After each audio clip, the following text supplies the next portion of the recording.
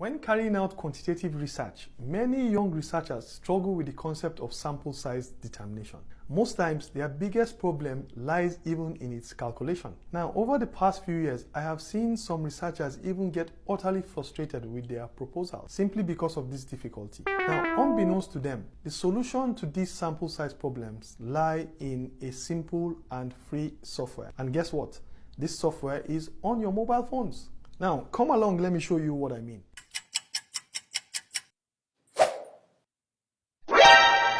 Hi, my name is Abdul Hakim Olorokoba from Ahmadu Bello University, Nigeria.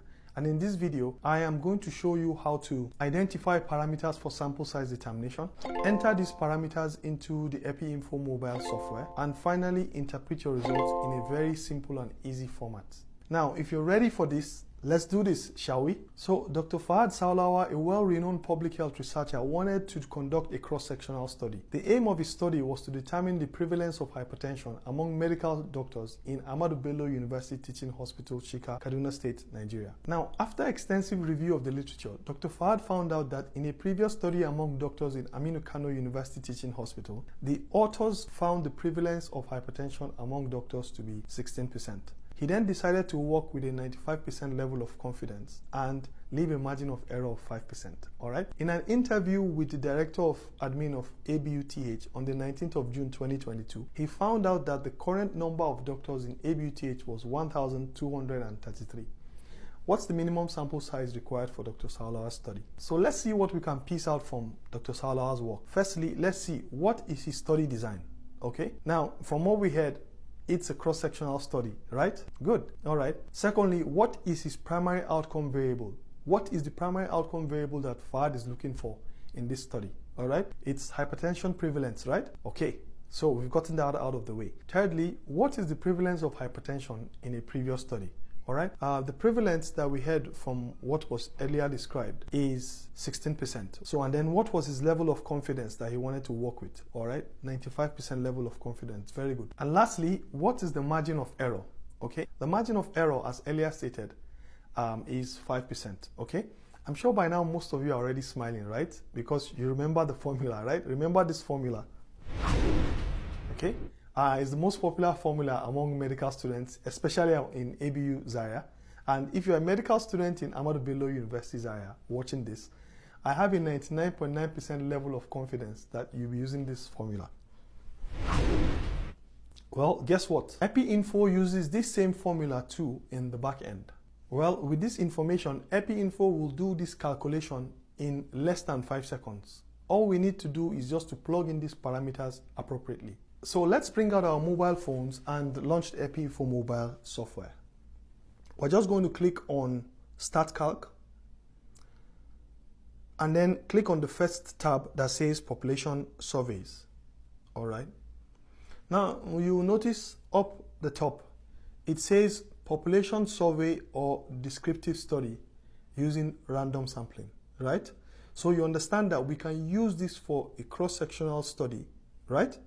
Okay, next you will see a table with 2 columns, all right? This table you see is called the results table, all right?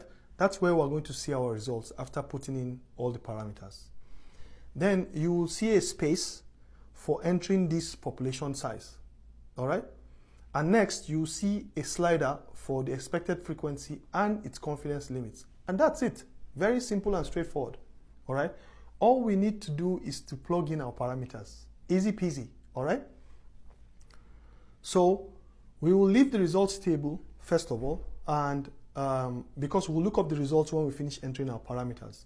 Now for the population size, that's the population of medical doctors in ABUTH, all right? So remember the interview done by Dr. Fahad Saulawa with the director of admin of the ABUTH, all right? And the current number of doctors in ABUTH was 1,233. All right, we're just going to plug that into here. Okay, and then the next thing is the expected frequency. And we know from the previous study among doctors in Aminu Kano University Teaching Hospital, the expected prevalence of hypertension among the doctors was 16%. So we're going to put that in here. Just move the slider till you get to 16%. All right. Finally, we look at the confidence limits, okay? Mind you, this is how the software looks at margin of error, okay? So we're going to leave this at 5%, all right? And once we have done this, we're good to go. Okie dokie, artichoke. All we need to do now is to check the results table, okay? Now you see in the first column, this first column specifies the confidence level that is desired, all right? While the second column actually houses the sample size, all right? Remember Dr. Fahad, he said he wanted 95% level of confidence, right?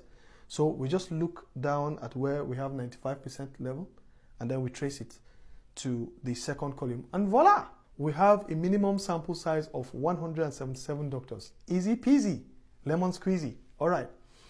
This is super simple and can be done in less than 3 minutes, so long as you have all your parameters. So 177 doctors is the minimum sample size that will be required for Dr. Fahad to successfully carry out his study. Now, it's your turn. What is the minimum sample size that will be required for Dr. Mariam Fadila for an antenatal care syphilis study? Okay? When the expected prevalence was 19% from a previous study, and the population of ANC attendees was 20,000 women. The level of confidence at 95%. Please put your responses in the comment section below. And please do not ignore this because I'll be looking out for your responses. Alrighty, this is how easy it is to compute the minimum sample size using EpiInfo Mobile right from your mobile phone, okay?